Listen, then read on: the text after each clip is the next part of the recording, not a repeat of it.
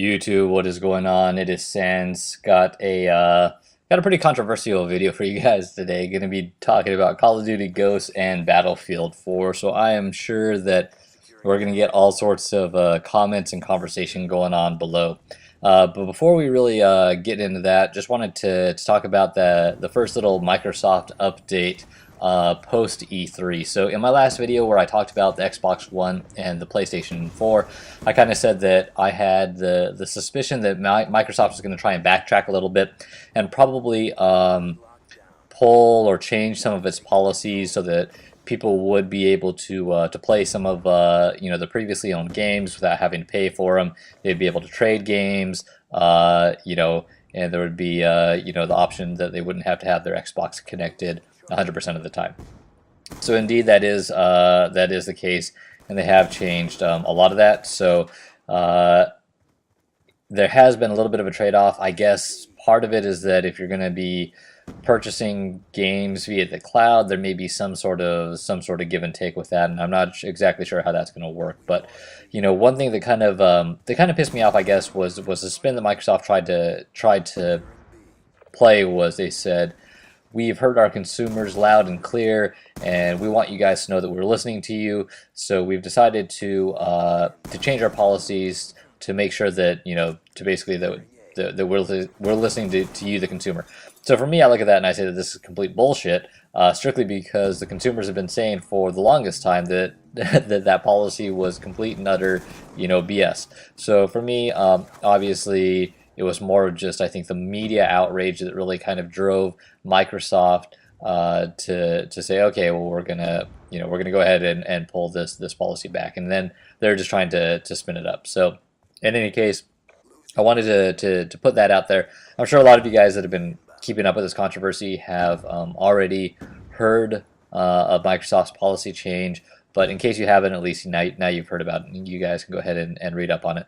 I think that there will probably be a couple of other changes as well, and a few other updates to come.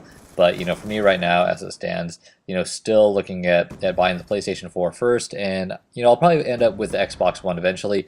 But for me, the big issue is that I play on a monitor, so having the Kinect right next to me doesn't really make sense because I'm not going to have enough room to calibrate it. So let's get into the whole Call of Duty Ghosts and Battlefield 4 though. All right, so Call of Duty Ghosts and Battlefield 4. I don't even really know where to begin with this. I've been a faithful Call of Duty player, I guess, even since the very first Call of Duty. Played that one on the PC and have played every version since then. So I migrated over to Call of Duty 4 back on Xbox, and to be honest with you, Call of Duty 4 was kind of one of those. It was one of those games that I want to say really kind of did for consoles what Halo and Doom did for the PC. It took multiplayer and it took the experience of first-person shooters to an absolute whole new level. Infinity Ward did just an outstanding job with it. So to really kind of build on that and to improve it and to see kind of the genre and where everyone else went with it. Was really amazing because they were kind of the ground setters with that. Now, in my opinion, I feel like the improvements that they've made since then have been pretty incremental. So what I mean by that was, like, when Call of Duty 4 came out, that was like a quantum leap. Like, it revolutionized the way the first-person shooters really were viewed. And when we saw, Modern Warfare 2 come out, we saw Black Ops, when we saw Modern Warfare 3, when we saw Black Ops 2, those were more like incremental updates. And for me, even, I know a lot of people like rave about Modern Warfare 3, but for me, like, Modern Warfare 3 felt more like an expansion pack. It felt like that was more like a downloadable content type edition and not a full video game release in my mind. And it still feels that way even to this day. So I feel kind of like I got cheated on that release a little bit. So even with that, as you guys know, like, I'm still a faithful Call of Duty player. Now with the Black Ops with the Battlefield analogy, Battlefield is a completely different game. So to compare both of them is kind of like comparing apples and oranges.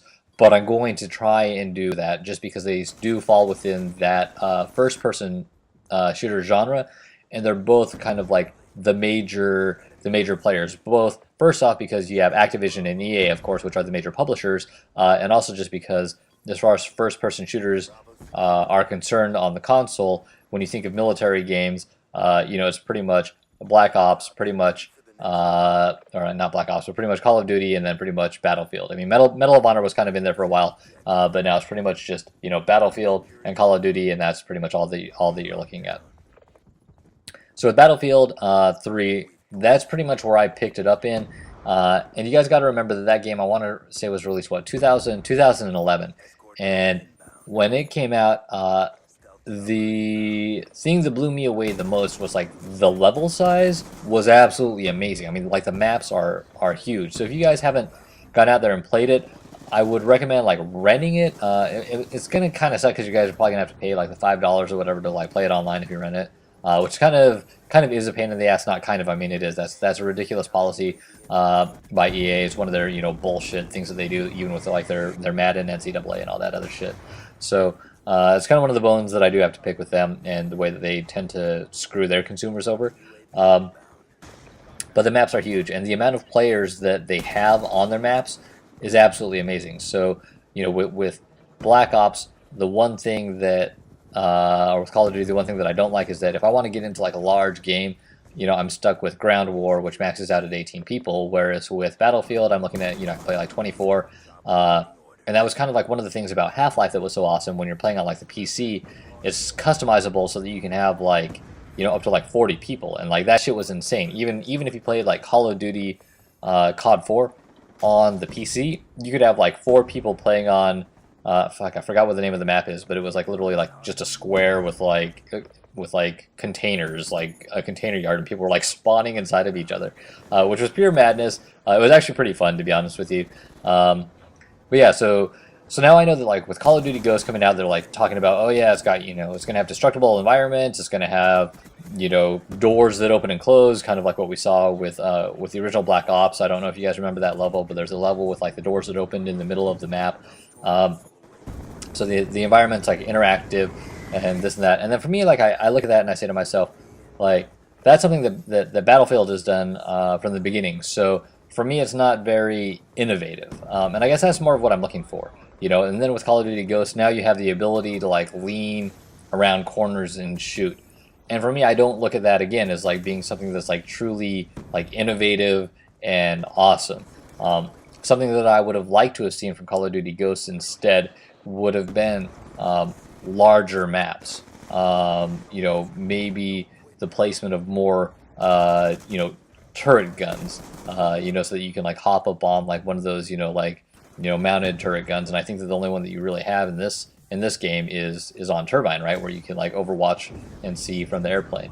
So I mean, it's just things like that I wish that they would have done more of, and maybe we'll see that in Ghosts. I'm not sure, but it just seems to me that that's kind of really what makes Battlefield 3 so awesome. Is just you have the interactive environment. You're able to get in, tanks. You're able to fly airplanes and do all sorts of other crazy fun shit like that.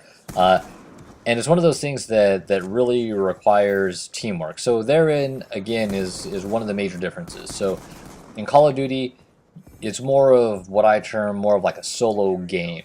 So I can run around here by myself, and I can just like roll and have fun.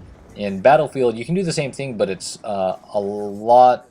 You have a lot more fun, and the experience I would say is better if you're playing with a squad or you're playing with friends. And like, I would have to say that I have not laughed so hard in my life until I actually played Battlefield 3, and I was like loaded up with my buddies, like rolling around in like LAVs and shit. So here's some Battlefield 3. So this is just kind of showing you guys, like when you go in here, they actually do have dedicated servers. So this is also kind of a win on the Battlefield side. Now again, I'm not trying to like take away from Call of Duty, because as you guys know, I'm a big Call of Duty fan. But this is just to show you guys some of the stuff. And now I'm not very good at Battlefield 3 at all. So this is just showing you guys some of the servers. You can add things to your favorites. You can see like what friends are online, what friends are playing Battlefield 3 or whatever. So that's actually pretty cool. And then you have, you can see the third server down is that DICE server, so that's managed by them. And then of course they have other servers that are managed by other people. There you can filter, you can see, which, regions, etc., etc. So this is kind of like showing like in the game. You have your class setups and everything else. One of the nice things is that you can actually go in here and you can customize your weapons in game, which is one thing that Call of Duty doesn't allow you to do, which is kind of frustrating to me, because there's definitely instances and times where I'm trying to like customize, or I would like to customize my class loadout, and I can't, and I'm stuck with it for the end of the round. Now, part of the reason that in Battlefield that's necessary is that literally some of these rounds, depending on the match that you get into, can go upwards of like 50 minutes or an hour. So that's something to be careful of. Now, one thing that you're gonna know, like right here, is that like you have like little kind of glitchy things with the vehicles like this. So shit gets fucking stuck, which is a little bit frustrating at times, but it's still pretty fun though. Like I'm saying, if you have a friend that you can roll around with that could be like on the gun with you in the tank, and I'm telling you guys, the shit is seriously hilarious and absolutely astonishing and fun. Now, another thing about it, you don't really have quick scopers in here. It's pretty much impossible, and you do have to calculate bullet drop as well as calculate or lead people if they're running. So you can really snipe people from a really far distance, and it'll actually show you like your longest headshots. So herein shows kind of like the different roles. So this is my teammate died, so I pull out my defib and then I revive him. So again, it's one of those like team-based squad focused games. So again, completely different from Call of Duty. So I guess that's more what I'm trying to show you guys here, is that you can't really compare the two. Okay, so Call of Duty and Battlefield are completely different games, and they both have their strengths and their weaknesses.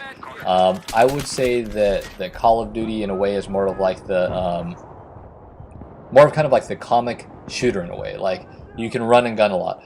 Battlefield 3 is a little bit more, I wouldn't say serious, because it definitely has like its comic shit as well, but it's definitely, I would say that it's harder, to be honest with you, and maybe it's just because I don't play it a lot. I die a shit ton. Like my kill to death is probably like 0.3 in this, literally. But I think that the way that they rolled this out, and you got to remember, this is an old game. I mean, this is 3 years old, so it really hasn't seen any updates.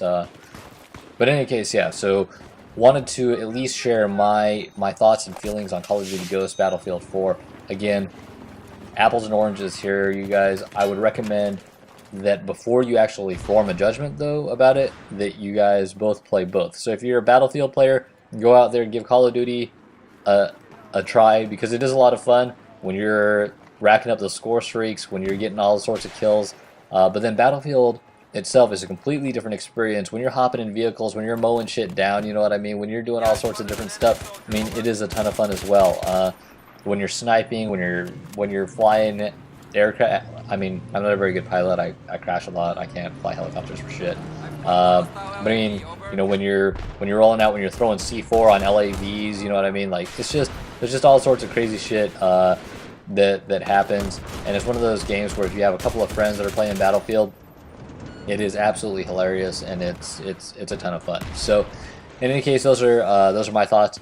As far as what I'm going to pre-order, I'm of course pre-ordering both. Why wouldn't I, right? So I'll be pre-ordering both. I do like the competitive nature of Call of Duty. I like the fact that they do have automatically built in that you can record your footage, review your footage, and all that stuff. Battlefield obviously doesn't offer that, and they don't really have the competitive side of it. So that is definitely a strength of Call of Duty. The only way that you can really record your footage is if you have like a capture card or something like that. So again, you guys, go out there, take a look at both options. If you're a hardcore Call of Duty gamer, I still recommend that you go out there and experience Battlefield before you make a firm judgment and just start, wrecking on it. For those of you that are Battlefield players, definitely get out there, play a little bit of Call of Duty, give it a try, because it's a ton of fun too. And in any case, I hope you guys enjoyed this video. I know it's a little bit longer than what I usually produce. Haven't produced a video in a long time for you guys, but wanted to provide you guys Xbox update for Microsoft, and also provide you guys with my thoughts and opinions on Call of Duty Ghosts as well as Battlefield. So again, thanks for watching. This is Sans, and until next time, thanks.